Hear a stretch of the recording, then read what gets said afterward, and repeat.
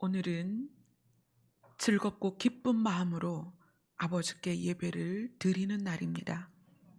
이 예배 시간을 통하여서 내 마음과 뜻이 아버지께 드려지는 시간이 되도록 인도하여 주시옵소서.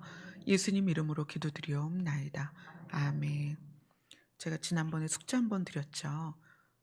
내 마음을 주께 드리는 것. 그게 뭘까요? 여러분 계속 생각하셔야 됩니다.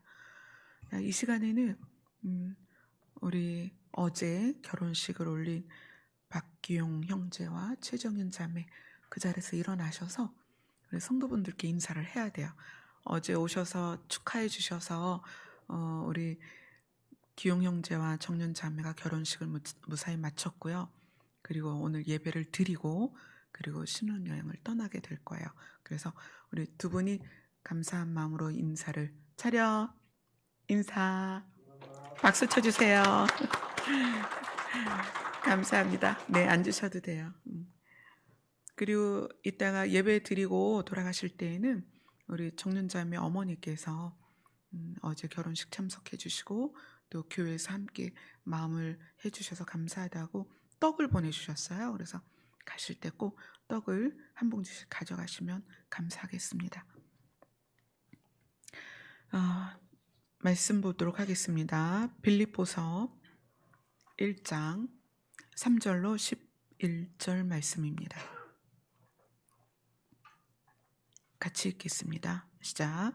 내가 너희를 생각할 때마다 나의 하나님께 감사하며 간구할 때마다 너희 무리를 위하여 기쁨으로 항상 간구함은 너희가 첫날부터 이제까지 복음을 위하는 일에 참여하고 있기 때문이라. 너희 안에서 착한 일을 시작하신 이가 그리스도 예수의 날까지 이루실 줄을 우리는 확신하노라. 내가 너희 무리를 위하여 이와 같이 생각하는 것이 마땅하니 이는 너희가 내 마음에 있음이며 나의 매임과 복음을 변명함과 확정함에 너희가 다 나와 함께 은혜에 참여한 자가 됨이라. 내가 예수 그리스도의 심장으로 너희 무리를 얼마나 사모하는지 하나님이 내 증인이 되시니라. 내가 기도하노라. 너희 사랑을 지식과 모든 총명으로 점점 더 풍성하게 하사 너희로 지극히 선한 것을 분별하며 또 진실하여 허물 없이 그리스도의 날까지 이루고 예수 그리스도로 말미암아 의의 열매가 가득하여 하나님의 영광과 찬송이 되기를 원하노라. 아멘. 오늘은 빌립보 말씀을 볼 거예요. 이 빌립보서는 이제 우리말로는 빌립보서 이렇게 되어 있지만 원래 원어로는 빌립보 교인들에게 또는 빌립보인들에게 이렇게 제목이 되어 있어요. 근데 그 제목을 우리가 번역하면서 우리말 성경으로는 그냥 빌립보서 이렇게 되어 있죠. 그러면 빌립보에 있는 성도들에게 쓴 편지구나 이렇게 알 수가 있고, 저자는 이제 여러분이 잘 알다시피 사도 바울입니다. 사도 바울이 옥에서 네 군데의 편지를 하죠. 에베소서, 빌립보, 빌립보서, 골로새서, 빌레몬서 이렇게 네 군데의 편지를 하는데 그 중에서 이 빌립보서는 조금 특별해요. 어떤 부분이 특별하냐면 빌립보서가 1장에서 4장까지 굉장히 좀 짧은 성경이에요. 성경 66권 중에는 그래도 짧은 편에 들어가는데 이 짧은 4장밖에 안 되는 서신서에서 뭐가 두드러지게 나오냐면 기쁨이라는 단어예요. 기쁨이 명사로 썼을 때 기쁨이라는 명사가 5번이 나오고 기쁨을 동사로 썼을 때 기뻐합시다, 또 기뻐하세요, 기뻐하자 이런 동사로 쓸 때는 이 동사가 7번이 나와요. 그러니까 총 12번이 기쁨이라는 단어를 바울이 썼다는 거예요. 근데 이 빌립보서는 바울이 로마 옥에서 2년 동안 갇혀 있는 그 긴 시간 동안에 이제 사랑하는 교회들을 향해서 쓰고 이후에 한 4년 정도 안에 순교를 당합니다. 물론 이 빌립보서를 쓸 때 바울이 내가 이거를 쓰고 몇 년 후에 순교가 될 거야라고 본인이 알고 쓴 건 아니에요. 그러나 성경의 저자는 하나님이시잖아요. 그러면 빌립보서를 쓰는 바울의 시각이 아니라 하나님의 시각으로 볼 때에는 바울이 자기의 그 생애를 마감하면서 또 자기의 사역 가운데서 핵심을 가장 사랑하는 빌립보 성도들에게 무엇을 전해야 될까를 쓰는 과정에서 하나님이 핵심 포인트들을, 어떤 포인트냐면 바울이 이 서신서를 쓰고 얼마 안 있으면 죽을 거니까, 그건 하나님만 아시는 거죠. 그 하나님의 시각에서 바울에게 너무나 중요한 부분을 거론하게끔 하셨다는 거예요, 이 빌립보서는.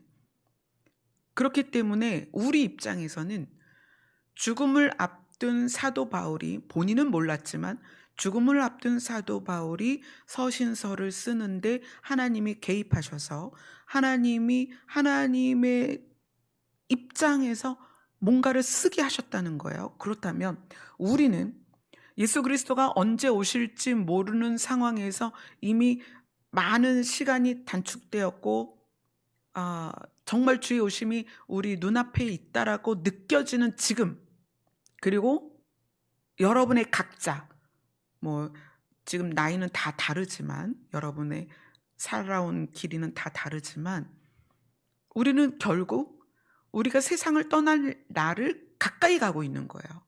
그렇죠? 이 자리에서는 예찬이가 제일 어릴 것 같은데, 하경이가 있네요. 하경이가 제일 어린데, 하경이나 예찬이나 또 하경이, 예찬이, 찬미 이런 아이들은 살 날이 아주 길 것 같지만 그건 누구도 장담을 못하는 거예요. 그렇죠? 우리가 인류의 종말을, 아니면 개인의 종말을 언제 맞이할지는 모른다는 거예요. 다만 확실한 거는 종말을 가까이 가고 있다는 거예요. 개인의 종말이든 역사적인 종말이든 성경적인 종말이든 가까이 가고 있습니다. 그러한 우리에게 하나님은 이 빌립보서를 통해서 말씀하고 싶은 게 있다는 거예요. 사역을 마쳐가면서 마무리하는 시점에서 이제 죽을 날을 3, 4년 앞둔 바울에게, 가장 사랑했던 빌립보 교인들에게 편지를 쓰는 과정에서 무엇을 기록하게 했을까? 그래서 오늘 이 3절에서 11절까지 이 내용 안에서 부분을 볼 텐데, 이 부분들이 여러분들에게는 주의 오실 날을 기다리며 준비하는 입장에서, 우리의 삶을 정리하는 입장에서, 마무리하는 입장에서 어떤 포인트들이, 여러분들이 이제 각자 다르겠지만 중요한 포인트들을 만날 수 있을 거예요.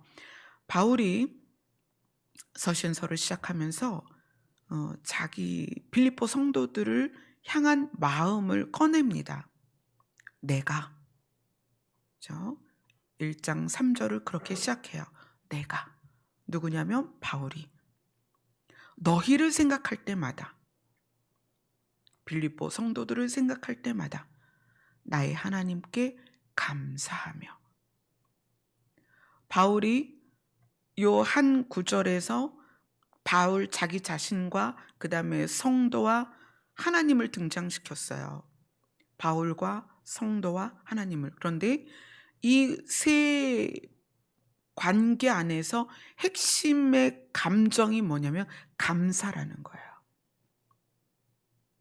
하나님, 제가 얘 때문에 너무 힘들어요. 쟤는 저게 문제예요. 이게 아니라 빌립보 성도들을 생각하면서 그 생각 가운데 지배적인 감정이 뭐냐면 감사라는 거예요. 내가 너희를 생각할 때마다, 나는 너희를 생각할 때마다 늘 나의 하나님께 감사하며, 그 다음에 4절로 넘어가서 간구할 때마다, 이건 이제 생각과 간구는 다르죠. 생각은 이제 일상적으로 내가 자발적으로 성도들을 떠올리면 하나님께 감사하다는 거예요. 그런데 4절은 작정하고 하나님 앞에 나갔을 때, 기도하려고 하나님 앞에 나갔을 때 간구할 때마다 너희 무리를 위하여 기쁨으로 항상 간구한다. 내가 하나님 앞에 너희들의 이름을 가지고 나갔을 때 내가 너희를 품고 기도할 때는 어떻게? 항상 기쁨으로 간구를 한다. 이렇게 얘기를 해요. 그래서 바울이 빌립보 성도를 향한 지배적인 감정은 감사와 기쁨이었다. 감사와 기쁨. 이것이 바울이 빌립보 성도들을 향한 지배적인 감정이었다. 그런 감정을 가지고 이제 이야기를 이어나갑니다. 너희가 첫날부터 이제까지 복음을 위한 일에 참여하고 있기 때문이다. 내가 이렇게 감사하고 기쁜 이유는 내가 너희를 생각할 때마다 감사하고 기쁜 이유는 너희가 나를 위하여 또는 교회 안에서 무엇을 봉사하거나 어떤 열정적으로 일하는 그것이 아니라 너희가 복음을 위한 일에 참여하고 있기 때문에 내가 그것이 너무 기쁘다. 그런데 그 복음을 위한 일을 다른 말로 6절에서는 이렇게 이야기합니다. 너희 안에서, 6절을 같이 읽겠습니다. 시작. 너희 안에서 착한 일을 시작하신 이가 그리스도 예수의 날까지 이루실 줄을 우리는 확신하노라. 너희가 복음을 위한 일에 참여하고 있는데 그것 때문에 그것만을 바라보는 내 마음이, 그걸 바라보는 것만으로도 너희를 생각할 때 너무나 감사하고 기쁘다. 너희는 복음을 위한 일에 참여하고 있다. 근데 그 복음을 위한 일이 뭐냐면 착한 일이다. 이렇게 표현을 하고 있는 거예요. 복음을 위한 일이 착한 일이다. 이것이 다른 데서는 또 선한 일이다. 이렇게 표현이 되죠. 그럼 복음을 위한 일, 착한 일, 이게 뭐냐는 거예요. 여러분은 신앙생활 하면서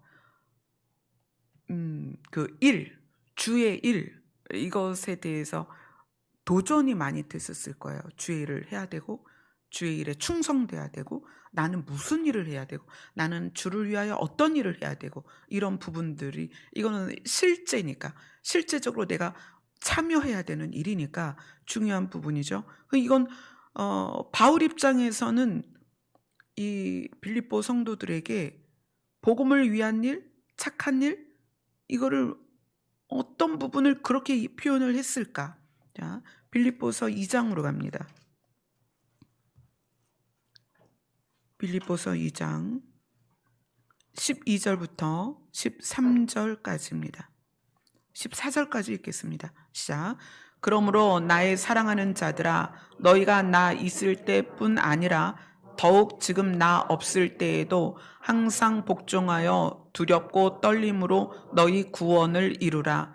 너희 안에서 행하시는 이는 하나님이시니 자기의 기쁘신 뜻을 위하여 너희에게 소원을 두고 행하게 하시나니 모든 일을 원망과 시비가 없이 하라. 바울이 착한 일, 그렇죠? 착한 일, 복음을 위한 일에 대해서 설명을 하는데 뭐라고 설명을 하냐면 너희의 구원을 이루어라. 이것이 복음을 위한 일이고 착한 일이다. 구원을 이루는 것에 대해서 어떻게 다시 설명을 해주냐면 너희 안에서 행하시는 이는 그 구원을 이루기 위하여 우리 안에서 일하시는 분은 누구냐면 하나님이신데, 이 하나님께서 왜 우리 안에서 일을 하시냐면 자기의 기쁘신 뜻을 위하여, 자기의 기쁘신 뜻을 위하여. 그럼 그 기쁘신 뜻이 뭐냐? 하나님의 기쁘신 뜻, 하나님의 뜻. 정말 저는 그 질문을 많이 받아요. 목사님, 하나님의 뜻이 뭐예요? 여기에서 바울이 이야기합니다. 하나님이 자기의 기쁘신 기쁘신 뜻을 위하여. 하나님이 기뻐하는 뜻은 뭐냐면 구원입니다. 우리를 살리는 거예요. 그 뜻을 위하여, 그것을 이루기 위하여 우리 안에서 일하시는데, 그 일하심의 출발이 뭐냐면 우리 안에 소원을 두셨다. 우리가 구원받기를 소원하도록 도우셨다는 거예요. 그리고 그 다음에 행하게 하셨다. 우리가 구원받기를 소원하고 구원받기 위하여 행동하게끔 하나님께서 도우셨다는 거예요. 왜냐하면 그게 하나님의 뜻이기 때문에. 아멘. 하나님은 우리에게 원하시는 건 우리가 소원을 갖되, 어떤 소원을 갖기를 원하시냐면 구원받기를 원하는 그 소원을 우리가 갖기를 원하신다는 거예요. 그게 하나님이 기뻐하시는 뜻입니다. 그리고 하나님은 그것을 행하게 도우십니다. 그러면서 이 모든 일, 너희의 구원을 이루는 일에 대하여 원망과 시비가 없이 해라. 원망과 시비는 관계 안에서 이루어지는 거예요. 내가 구원을 이루어가는 과정에서, 자, 내가 구원을 이루는 과정에서 내가 내 안에 하나님의 기쁘신 뜻을 받아서 하나님의 나라를 향하여 가는 과정에서 상대방과의 관계 안에 원망이나 시비가 없이 그 구원을 이루어 가라는 거예요. 그런 일이 많이 있기 때문에 지금 이것을 거론하는 거예요. 바울이 자기는 너희를 생각할 때마다 어떻다? 감사하다. 그래서 너희를 위해서 기도할 때보다 나는 기쁨으로 간구한다. 그것처럼 너희 안에 하나님이 기쁘신 뜻을 넣어주었는데 그게 뭐냐면 구원을 소원하는 마음이다.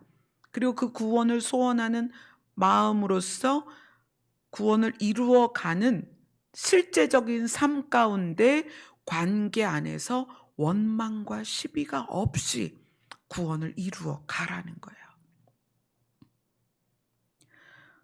복음을 위한 일, 착한 일, 이것은 무엇이냐면 이것은 구원을 이루어가는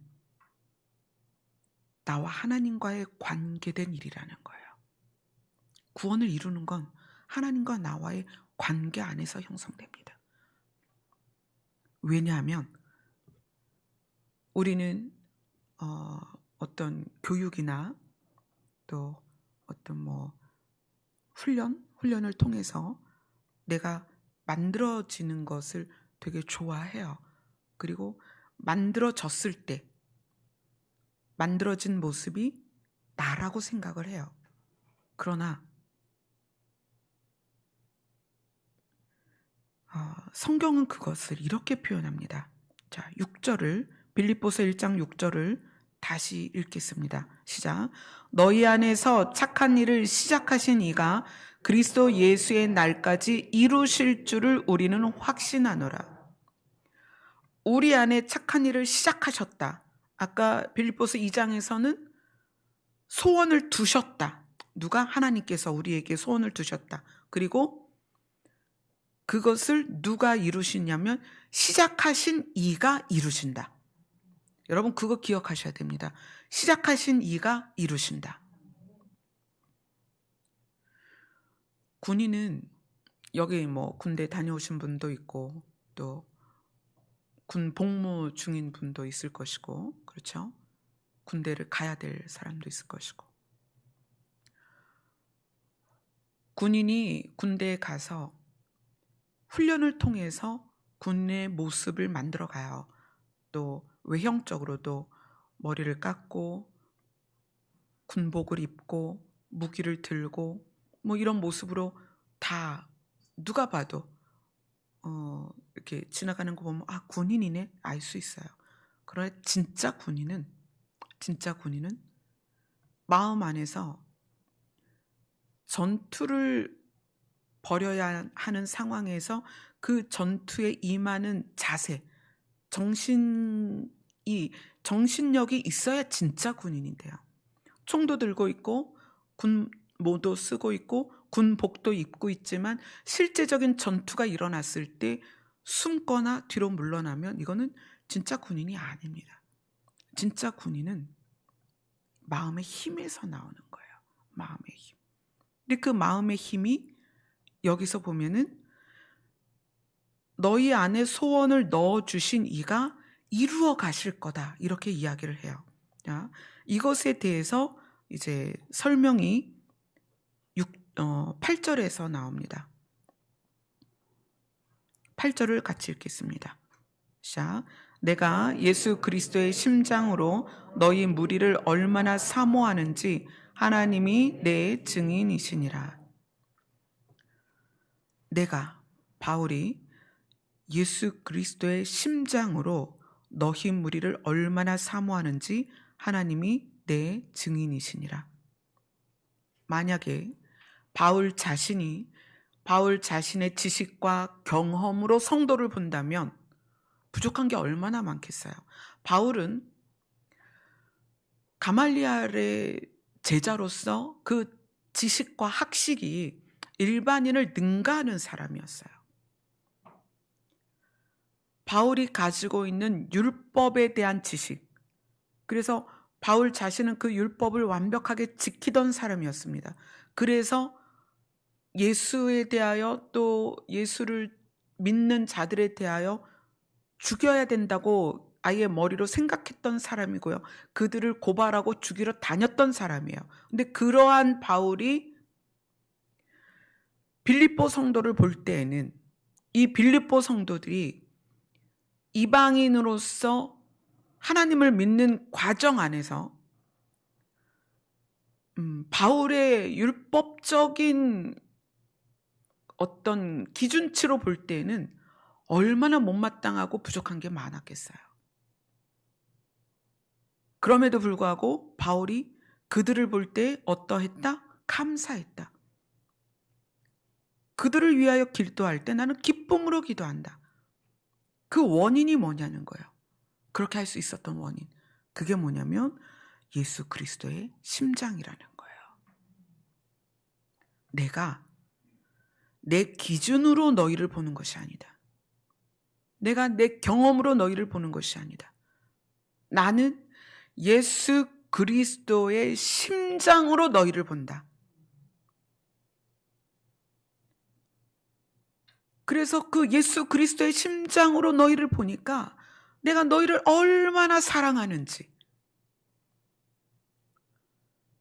그들의 삶의 방식이나 그들의 사고방식이 바울하고 맞았겠어요? 바울은 뼛속까지 율법으로 물들은 사람이에요. 뼛속까지 율법으로 물들은 사람이 빌립보 성도들을 볼 때 얼마나 자기 기준에 맞았겠냐는 거예요. 얼마나 자기가 바라던 기준에 도달했겠냐는 거예요. 그렇지 않았습니다. 그럼에도 불구하고 그들이 사랑스러웠다는 거예요. 그들을 보면 기쁘고 그들을 보면 감사했다는 거예요. 왜? 예수 그리스도의 심장으로 봤기 때문이라는 거예요. 제가 결혼식을 준비하면서 주례사와 축사를 준비하는데 갑자기 그런 마음을 주셨어요. 부부는 성경에서 한 몸을 이룬다 이렇게 이야기를 해요. 근데 한 몸을 이룬다는 건 완벽하게 일치가 돼야 되는 거죠. 근데 그 일치가 된 상태에서 하나의 심장으로 살아야 된다 이렇게 말씀하시는 거예요. 하나의 심장. 단순히 우리가 눈으로 보는 벌떡 이는 그 심장이 한 개여야 된다는 의미가 아니에요. 개인을 살아 움직이게 하는 가치와 마음과 방향과 이러한 부분들이 완전히 동일하게 돼야 된다는 거예요. 부부는 그런 존재입니다. 그것을 성경이 부부의 관계를 남자와 여자가 연합하여 한 몸을 이루는 것에 대하여 예수 그리스도와 교회의 관계다. 이거는 비밀이다. 이렇게 얘기를 해요. 예수 그리스도와 교회는 하나의 심장으로 이루어져야 됩니다. 지금 바울이 나는 예수 그리스도의 심장으로 너희를 볼 때 너희가 얼마나 사랑스러운지 모른다. 내가 너무나 너희를 사모한다. 모든 공동체의 가장 작은 단위는 부부입니다. 부부로부터 가정이 시작이 되는 거죠. 자녀를 낳고 그 부부가 부모가 되고. 그런데 그 부부가 무엇으로 살아야 되느냐? 하나의 심장으로 살아야 됩니다. 예수 그리스도와 교회가 부부가 되었을 때 어떻게 살아야 된다? 하나의 심장으로 살아야 된다. 바울이 너무나 중요한 얘기를 하는 거예요. 나 바울은 예수 그리스도의 심장으로 산다. 나 바울은 예수 그리스도의 심장으로 너희를 본다. 나 바울은 예수 그리스도의 심장으로 너희를 보고 나니까 너희가 얼마나 사랑스러운지 모르겠다. 그래서 그 바울이 빌립보서 1장을 시작하면서 내가 너희를 생각할 때마다 나는 너무 하나님께 감사하다. 내가 너희를 위하여 기도할 때 나는 정말 기쁨으로 기도를 한다. 예수 그리스도의 심장은 무엇을 원동력으로 뛸까요? 무엇을 원동력으로? 이 빌립보서 1장 오늘 읽은 3절부터 11절까지는 예수님을 표현하는 부분을 이렇게 표현합니다. 3번이 나오는데 8절에서는 예수 그리스도 이렇게 얘기해요. 10절에서는 그리스도, 11절에서는 예수 그리스도 이렇게 이야기를 합니다.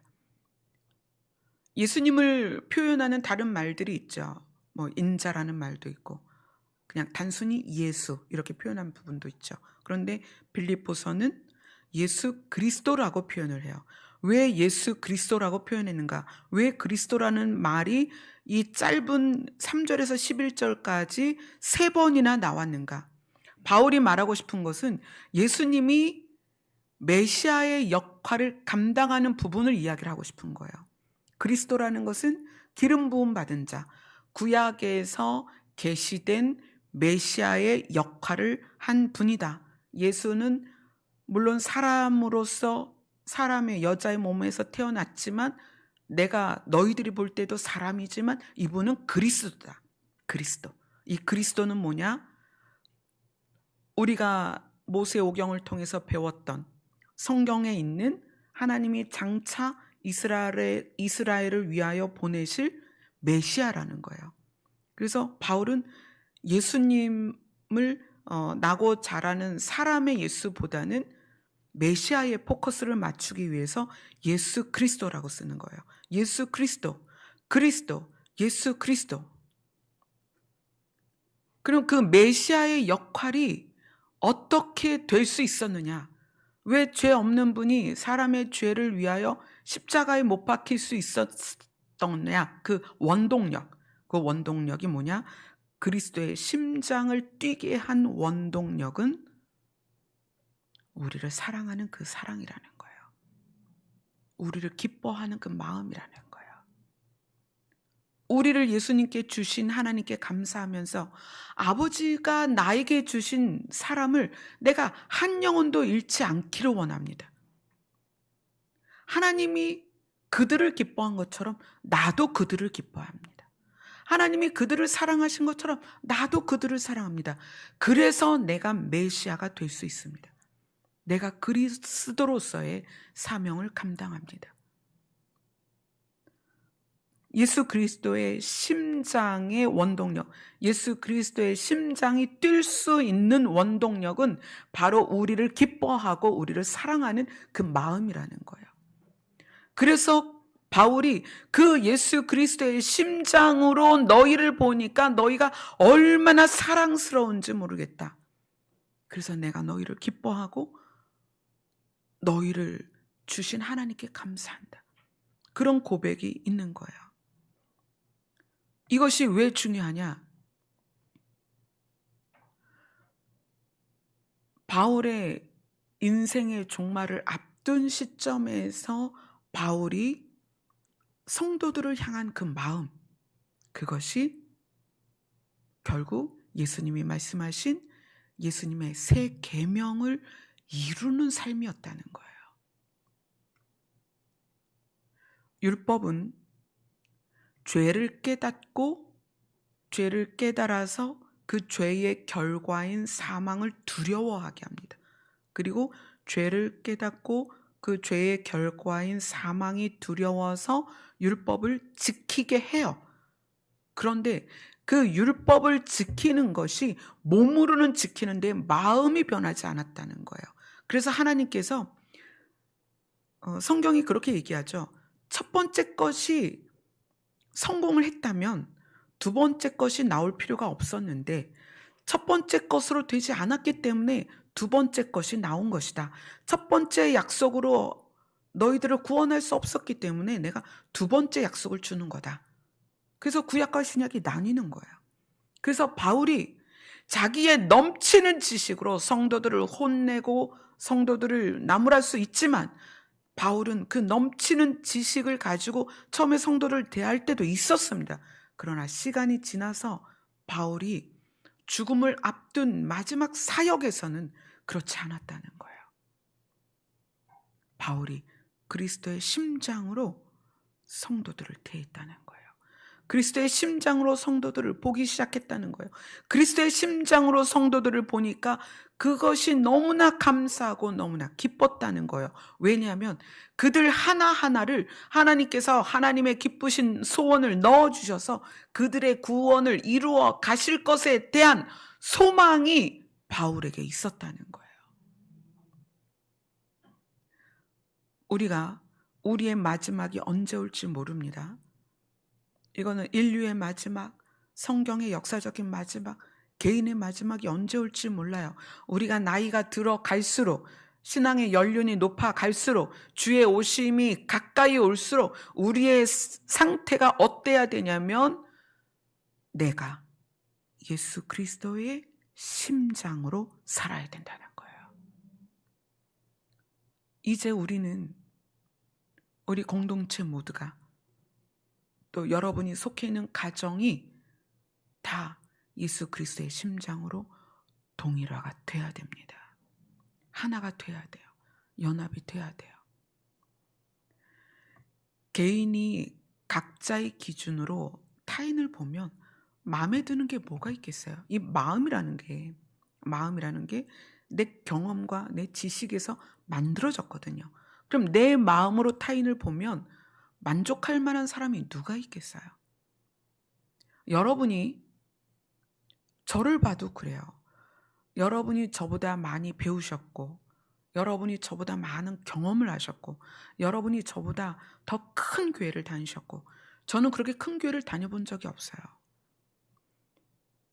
그런 경험에서 지식에서 삶의 연륜에서 여러분이 저를 본다면 어떤 게 만족하겠어요? 성경의 지식도 사실은 저보다 여러분이 어떤 면에선 더 많은 부분이 있을 거예요. 여러분들이 저를 사랑하고 기뻐하실 수 있는 이유는 정말 예수님의 마음으로 저를 봐주시기 때문이거든요. 이것은 우리 모두가 서로를 향하여 공통적으로 적용돼야 된다는 거예요. 우리는 사람을 대하되 내 기준이나 경험이나 내 학식이나 내 가치로 대하는 게 아닙니다. 무엇으로? 예수 그리스도의 심장으로. 그래서 예수 그리스도의 심장으로 대한다는 것이 뭐냐면 예수님이 내 안에 계시다는 거예요.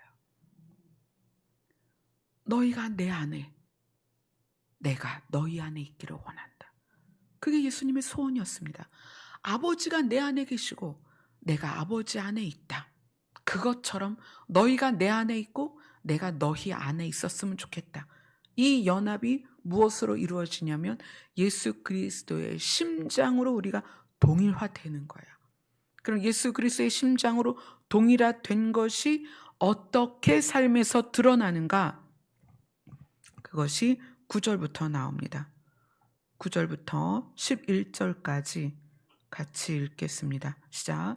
내가 기도하노라. 너희의 사랑을 지식과 모든 총명으로 점점 더 풍성하게 하사 너희로 지극히 선한 것을 분별하며 또 진실하여 허물 없이 그리스도의 날까지 이르고 예수 그리스도로 말미암아 의의 열매가 가득하여 하나님의 영광과 찬송이 되기를 원하노라. 내가 예수 그리스도의 심장으로 너희를 너무나 사랑하는데 내가 하나님께 너희를 위하여 어떻게 기도하냐면 내가 기도하노라. 너희를 위해서 어떻게 기도를 하냐면 너희 사랑을 지식과 모든 총명으로 점점 더 풍성하게 하사. 이거는 이제 하나님께 간구하는 거죠. 하나님 그렇게 도와주세요. 그런 거예요. 그럼 이게 무슨 내용이냐면 나는 여러분이 사랑이 풍성해지고 여러분이 많이 사랑할 뿐 아니라 바르게 사랑하게 되도록 기도를 합니다. 이 얘기예요. 사랑을 하되 어떻게? 바르게 사랑하는 것. 그것을 우리 여기 읽은 본문은 사랑이 지식과 총명으로 풍성해지기를 원한다 이렇게 표현을 했어요. 그것을 다른 성경에서 메시지 성경에서 이렇게 표현했습니다. 바르게 사랑하게 해주시기를 기도합니다. 바르게 사랑한다는 건 무엇일까요?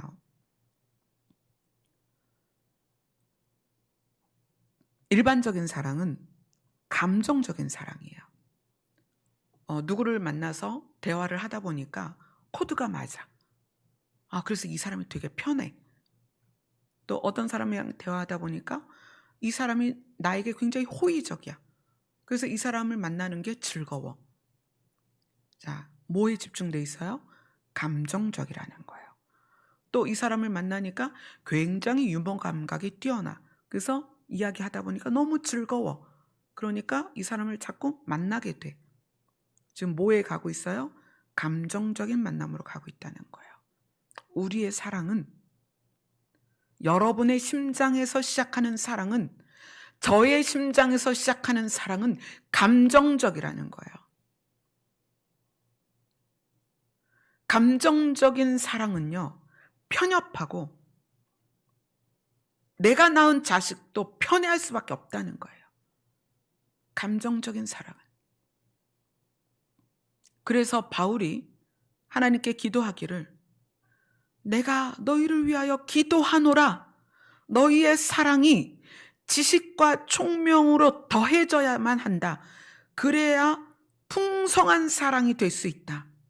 근데 이 지식과 총명이 뭐냐? 하나님으로부터 오는 지식과 하나님으로부터 오는 지식인데 그것이 뭐다? 예수 그리스도의 가치, 예수 그리스도의 기준이라는 거예요. 그것이 예수 그리스도의 심장으로 바울이 표현이 된 것입니다. 바르게 사랑하는 것은 또 적절하게 사랑하는 방법은 감정을 분출하고 감정적인 사랑이 아니라 하나님이 우리를 사랑하는 그 사랑이어야 된다는 거예요. 하나님은 완전하십니다.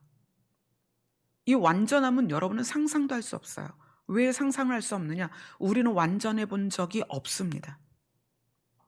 여러분은 절대로 영원을 느낄 수도 없습니다. 왜? 우리는 영원해 본 적이 없어요. 우리는 날 때부터 시간 속에 들어가 버렸기 때문에 날 때부터 그 시간의 스피드 아니면 시간의 루즈함 이런 시간의 감각을 느끼고 있기 때문에 영원한 걸 여러분은 알 수가 없습니다.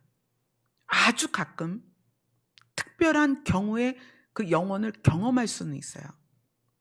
제가 제주도에서 차가 전복됐을 때 그걸 차라고 하나요? 사륜 바이크? 그걸 타다가 가파른, 정말 굉장히 가파른 곳에서 제가 브레이크를 못 밟아 가지고 그게 완전히 뒤집어졌어요, 차가. 근데 어 가파른 상태를 막 내려오면서 뒤집어지는 순간과 뒤집어진 상태, 그게 굉장히 짧거든요. 근데 그 1 초도 안 되는 똑딱하는 순간이 저한테는 어 굉장히 긴 시간으로 이렇게 늘어나는 거예요. 그래서 아주 세분화가 돼 가지고, 여러분이 영화를 보면 그런 영화 있죠. 똑딱하는 시간을 늘려서 촬영한 어떤 그런 촬영 기법을 보신 적이 있을 거예요, 영화에서. 그것처럼 저에게 그 1 초도 안 되는 똑딱하는 순간, 차가 뒤집어져서 제가 깔리고 차가 저를 덮었거든요. 근데 그 순간이 얼마나 긴지 제가 이렇게 기도를 했어요. 하나님, 차가 뒤집어지고 있어요. 하나님, 제가 차에 덮이고 있어요. 차가 저를 덮고 있어요. 하나님, 저를 살려주세요. 막 이런 기도를 하고 있는 거예요. 그리고 순간적으로 차가 저를 덮었는데 저는 엎드린 상태로 제 등 위로 차가 엎어졌죠. 그리고 이제 사람들이 차를 뒤집어서 꺼내는데 그 짧은 찰나가 스펙트럼처럼 쫙 펴지는 거예요. 그리고 그 구간을 제가 느끼는 거예요. 뒤집어지는 순간과 제가 땅에 떨어지는 순간과 차가 저를 덮는 그 순간이 스펙트럼처럼 쫙 펴지는데, 그걸 보면서 1 초의 시간이 얼마나 길게 늘어질 수 있는지를 아는 거예요. 그러니까 성경에서 하루가 1000년 같고 1000년이 하루 같다는 것이, 시간을 하나님은 얼마든지 스펙트럼처럼 늘릴 수도 있고 줄일 수도 있는 그런 분이시라는 거죠. 우리는 영원을 경험한 적이 없어서 영원을 알 수 없어요. 완벽하거나 완전할 수 없기 때문에 완벽한 것과 완전함을 알 수가 없습니다. 그런 우리가 우리의 지식 체계에서 상대를 보고 우리의 경험에서 상황을 판단한단 말이에요. 굉장히 편협하다는 거예요. 우리의 시각과 우리의 어떤 그 사람을 대하는 태도가 하나님이 우리를 보는 시각으로 바뀌지 않으면 우리의 사랑은 감정을 분출하는 사랑이 될 것입니다. 하나님의 사랑은 완전함을 기준으로 보지 않습니다. 하나님의 사랑은 우리를 볼 때 각자의 연약함을 인정하는 마음으로 보세요. 금요일 날 말씀 나눴죠? 믿음은 무엇이다? 혹시 기억나세요?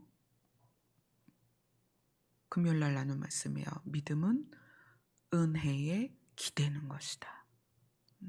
내가 완전할 수 없기 때문에 하나님이 베푸시는 은혜, 우리를 살리고자 노력하시는, 우리를 살리고자 이끌어 가시는 그 은혜에 기대는 것이다. 하나님은 은혜로 우리를 보십니다. 하나님은 긍휼로 우리를 보십니다. 하나님은 자비로 우리를 대하십니다. 그래서 그 사랑의 특성이 뭐예요? 오래 참고 기다리고 화내지 않고 그렇게 우리를 대하신다는 거예요. 그러한 예수 그리스도의 심장으로 바울이 빌립보 성도들을 보고 있다는 거예요.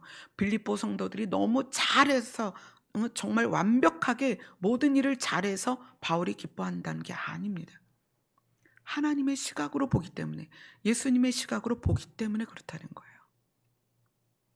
이제 우리가 주의 오심을 맞이하는 그 시간을 계속 앞당겨 가고 있고 개인의 종말도 점점점 가까이 오고 있습니다. 그러한 우리에게 요구되는 신앙, 그러한 우리에게 요구되는 어떤 성품, 이것이 뭐다? 예수 그리스도의 심장이다. 이 예수 그리스도의 심장이 우리에게 벌떡거릴 때, 여러분의 심장이 멈추지 않고 있습니다. 여러분 심장이 멈추면 그것으로 우리가 이 인생을 끝내는 거예요. 여러분의 심장은 계속 움직이고 있어요. 그 벌떡거리는 심장이 언제까지? 10절에 보면 그리스도의 날까지. 아멘. 여러분 내 심장으로 살면 안 돼요. 그리스도의 심장으로 언제까지? 그리스도의 날까지 가야 됩니다. 그런데 그것의 소망이 뭐냐?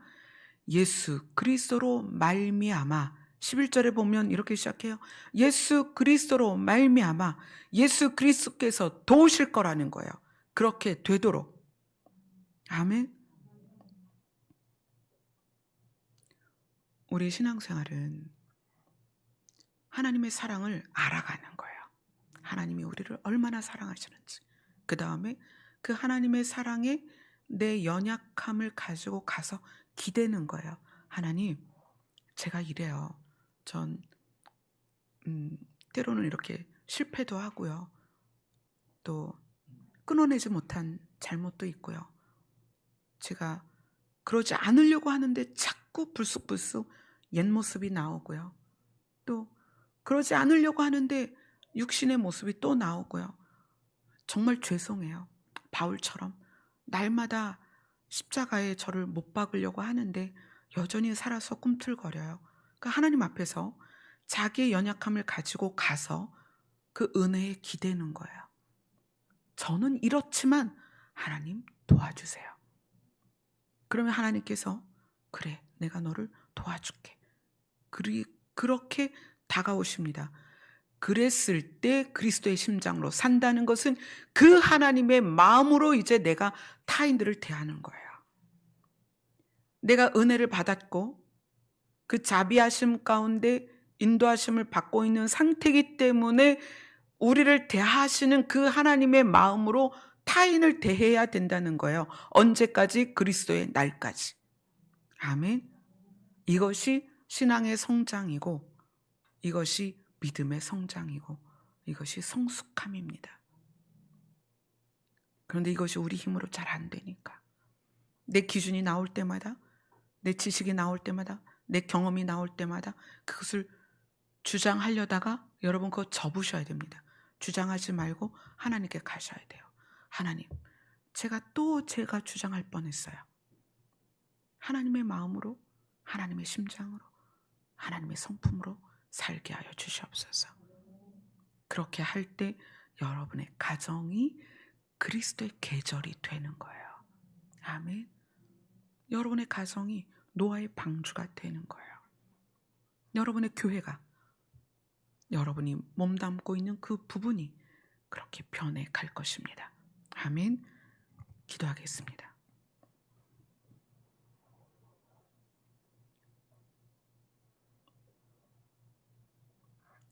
예수 그리스도로 말미암아 우리 안에 의의 열매가 나타나기를 소원합니다. 오늘도 그래서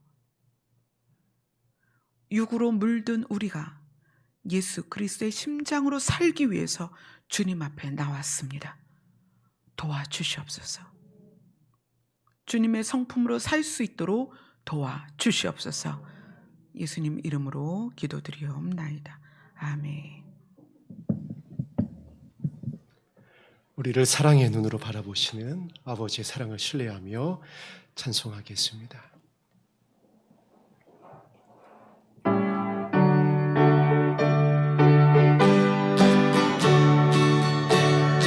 내 주 하나님, 내 주 하나님, 넓고 큰 은혜는 저 큰 바다보다 깊다. 너고 낮춤에 흘러 깊은 대로 저 한가운데 가오라. 온통을 떠나서 잠깐 이렇게 뛰어 내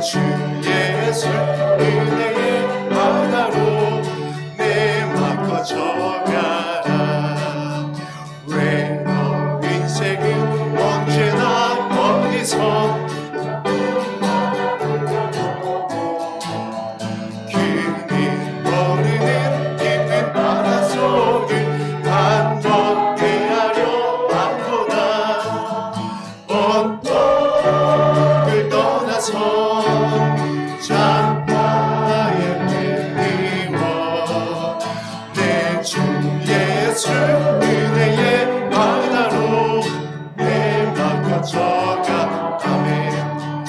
많은 사람이 얕은 물가에서 저 큰 바다 가려다가 찰싹거리는 작은 바다 보고 마음 약하여 못 가네. 언덕을 떠나서 장파에 뱉으며 내 주 예수 은혜의 바다로 내 맘 거쳐가라. 차고 타거라 이제 곧 타거라 저 큰 은혜 바다 향해.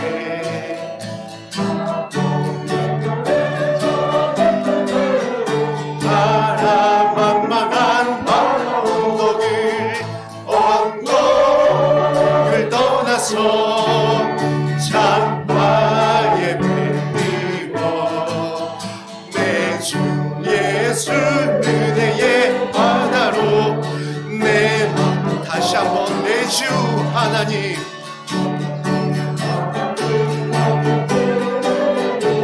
저 큰 바다보다 깊아 높고 낮줄을 흘러 깊은 데로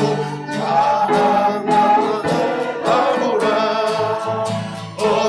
언덕을 떠나서 장파에 뱉으며 내 주 예수 은혜의 바다로 내 맘 거쳐가. 왜 너 인생은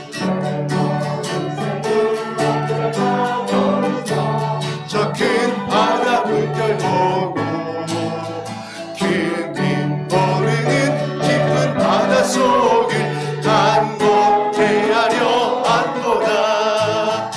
언덕을 떠나서 장파에 뱉으며 내 주 예수 은혜의 바다로 내 맘 거쳐가는 사람이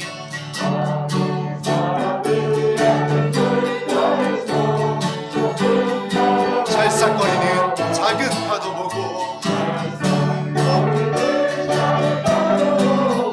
마음 약하여 못 가네. 언덕을 떠나서 장파에 뱉으며 내 주 예수 은혜의 바다로 내 맘 거쳐가. 함께 갑니다.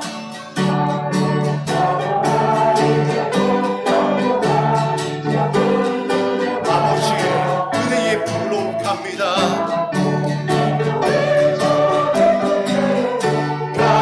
가라만만한 바다로 언덕을 떠나서 장파에 뱉으며 내 주 예수 은혜의 바다로 내 맘. 언덕을 떠나서 언덕을 떠나서 장파에 뱉으며 내 주 예수 은혜의 바다로 내 맘 거쳐가라.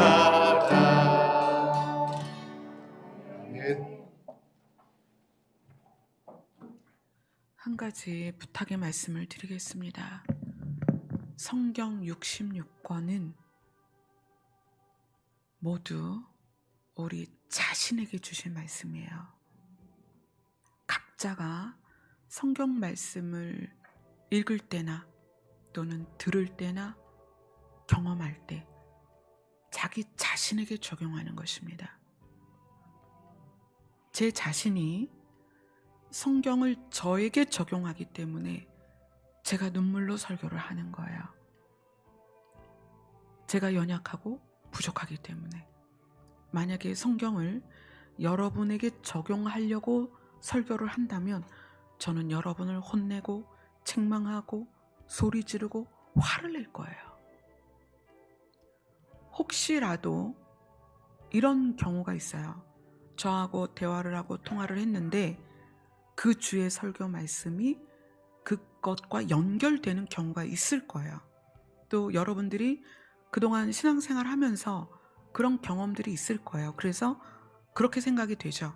아, 목사님이 나 들으라고 설교하는구나. 이렇게 혹시 여러분 마음이 상하는 경험이 있을 수 있어요.